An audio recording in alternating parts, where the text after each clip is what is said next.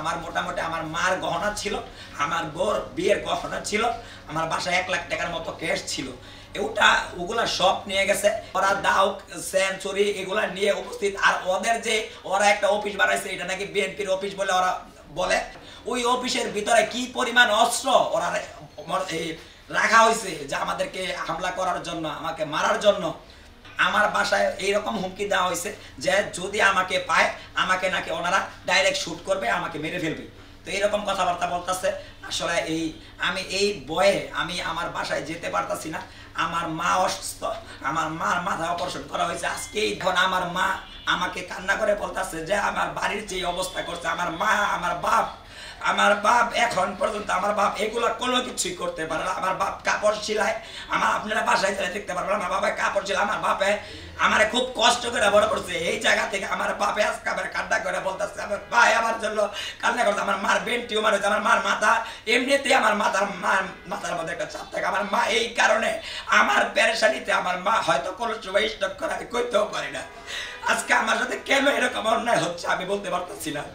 এটার বিচার আমি সর্বোচ্চ বিচার চাই, সর্বোচ্চ শাস্তি চাই।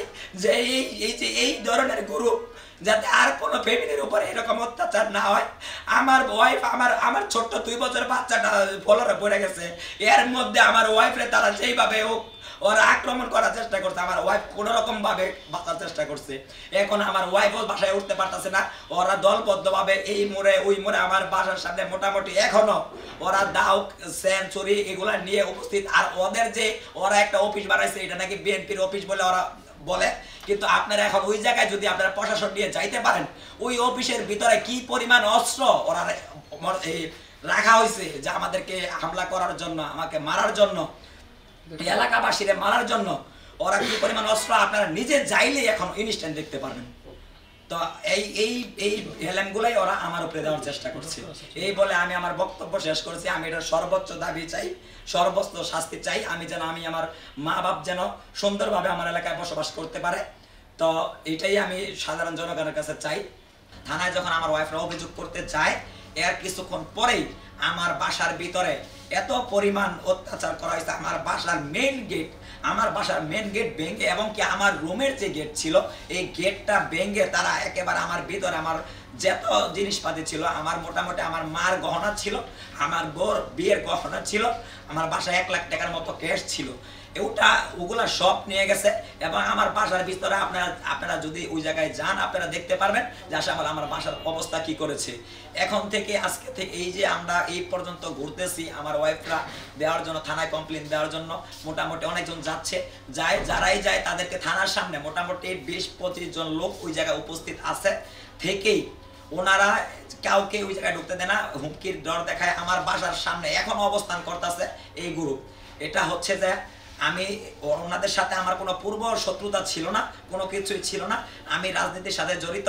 এখন ওনারা বলেছিল যে ওনাদের সাথে আমার রাজনীতি করার জন্য ওরা দখল করতে চাচ্ছে। এখন আমার বাড়ির নিচে এই ওদের যে গ্রুপ আছে, সার্কেল আছে, ওদেরকে নিয়ে এখনো বসে আছে।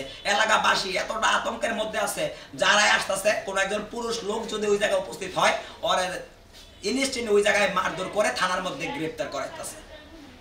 এখন পর্যন্ত ওরা 4 থেকে 5 জন, আমার জানা মতে, আমি এখন পর্যন্ত থানায় যোগাযোগ করতে পারি নাই, এখন থেকে 4 থেকে 5 জন মতো গ্রেপ্তার করা হয়েছে বিনা কোনো কারণে। আমি এটা বলতে পারবো না কি কারণে গ্রেপ্তার করা হয়েছে। যারাই রাস্তা দিয়ে যাচ্ছে তাদেরকে গ্রেপ্তার করা হচ্ছে। আরেকটা, এটা আমার মা বাপের বাড়ি। আমার মা বাপ সম্পত্তি বিক্রি করে, গ্রামের সম্পত্তি বিক্রি করে এই জায়গায় বাড়ি কিনছে। আমার মা বাবা কষ্ট করে, আমার বাবা কি করে না করে আপনার এলাকার মানুষজনদের কাছ থেকে আপনারা ইনফরমেশন নিতে পারবেন। যে আমি যদি এটার মধ্যে জড়িত থাকি, আমি যদি এটার মধ্যে সম্পৃক্ততা আমার কোনো কিছু থাকে, তাহলে এই সাধারণ জনগণ এইটার বিচার করবে, আমি এটা মাথা পেতে নিব। এটা ছিল হচ্ছে যে 43 নং ওয়ার্ডের ব্যাপার। ওনারা হচ্ছে যে 44-এ থাকে। যারা আমার বাড়িতে আক্রমণ করে তারা হচ্ছে 44-এর বাসিন্দা। আর আপনারা সবাই হয়তো তাদেরকে চিনবেন।